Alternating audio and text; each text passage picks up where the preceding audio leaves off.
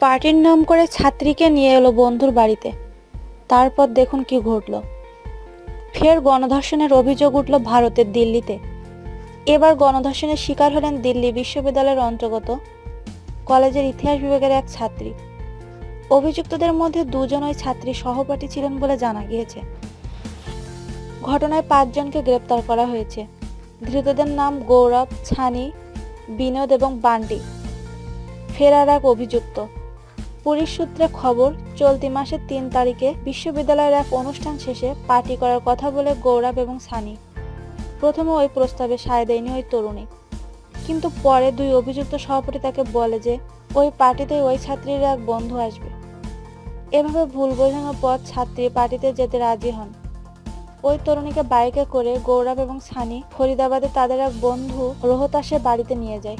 সেখানেই তাকে গণধর্ষণ করা হয় বলে অভিযোগ।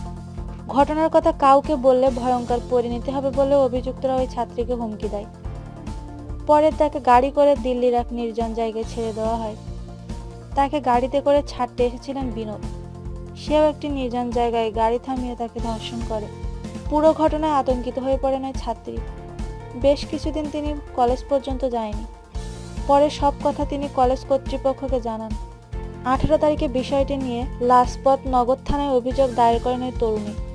গৌরব, সানি, বিনোদ, রোহতাস এবং মূল চক্রী হিসেবে অভিযুক্ত বান্টিকে গ্রেপ্তার করেছে পুলিশ। অপর অভিযুক্ত সচিন ফেরার।